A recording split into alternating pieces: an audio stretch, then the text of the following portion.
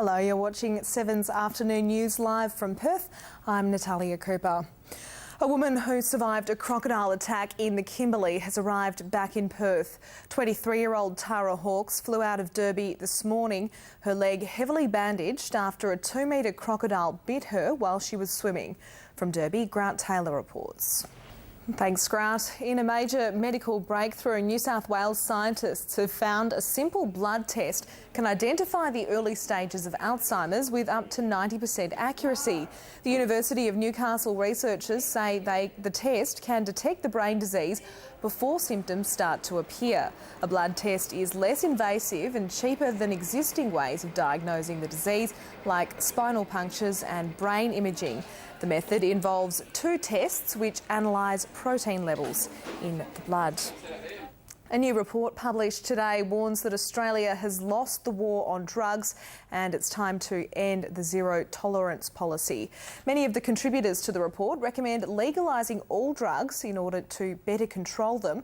One of those who supports decriminalising drugs is John Rogerson, the Chief Executive of the Drug Foundation. 7 people have been killed and 3 others wounded after a gunman opened fire at a Christian university in the US. Police have arrested an ex-student suspected of firing at least 30 shots on the Oakland campus. There's been another shark scare off Busselton today. A 3-metre shark was seen swimming close to a boat ramp this morning, 4 days after local businessman Peter Kerman was killed by a great white while diving. From Busselton, Blake Johnson reports. Blake Johnson there in Busselton. A Perth man has appeared in court over the hit-and-run death of a cyclist last month. Ross Murray today pleaded guilty to dangerous driving causing death and failing to stop at the scene of an accident. Samantha Jolly reports. Police believe a man who was shot after answering a knock at the door of his Western Sydney home was a target for murder. A gun was pointed at the 27-year-old's head at his Maryland's home around 9 o'clock last night. He managed to move in the nick of time. Had he not moved, the chance of him being seriously injured or even killed was very real. The bullet scraped his neck. 4 adults and 2 children were inside at the time. Police are now hunting a tall man in his 20s who was wearing a black T-shirt with gold writing and black jeans. A woman has given birth in the passenger seat of her car during peak hour traffic in Sydney this morning. The 41-year-old and her husband were driving to the hospital when she suddenly went into labour on Mosman's Military Road.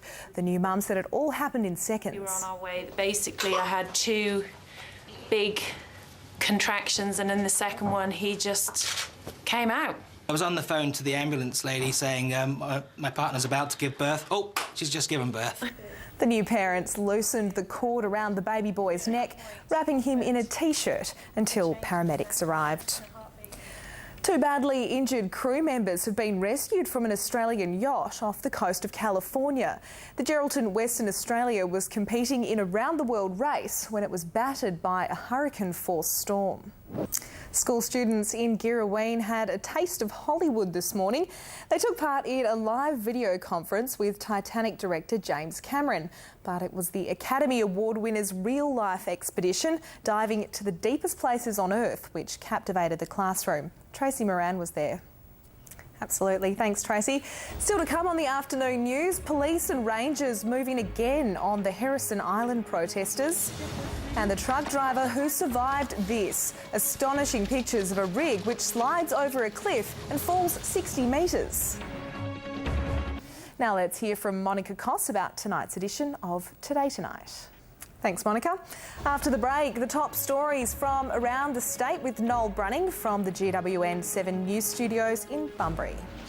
Also, a police pursuit in Perth ends with a car rollover. 2 men have been arrested after the car they were in rolled during a police pursuit. Officers began chasing the Holden sedan around 3 a.m. in Wanneroo. It rolled over on Mary Street. Police say they found drugs inside the crashed vehicle. Fire has ripped through a Russian skyscraper. The blaze spread through several levels of the building in Moscow, sending flames and ash leaping into the night sky. 4 helicopters had to be used to put it out because the tower's fire protection system had not been installed. Construction materials and strong winds are believed to have fuelled the inferno. The skyscraper being built to replace New York's Twin Towers, destroyed in the September 11 attacks, has reached an important milestone. It's now 100 stories high, with 4 more stories to be built. The unfinished building is on its way to becoming Manhattan's tallest. It's got 1 more metre to go before overtaking the Empire State Building. In London, construction workers, clearly not afraid of heights, have made for a dizzying sight, climbing a skyscraper to add the final touches to a tower. The Shard is London's latest landmark and will dominate the city's skyline at 310 metres high when it's finished. The building cost $450 million to build and will be divided between residential and office space. Recent shark attacks and shark sightings have already begun to have an effect on WA's tourism industry. Noel Brunning has more from the GWN 7 News studios in Bunbury. Thanks, Natalia. That's the latest from around WA. Back to you, Natalia. Still to come on the afternoon news, how artist Andy Warhol, who died 25 years ago, has made someone an overnight millionaire, and where to find Perth's best value fuel. A British businessman has become an instant millionaire after buying an original Andy Warhol sketch at a garage sale for $5. Experts have valued the piece of work by the famous pop artist at almost $2 million. Well, we had about 4 millimetres of rain overnight, nothing much in the gauge today, but it's overcast and there are more showers on the way.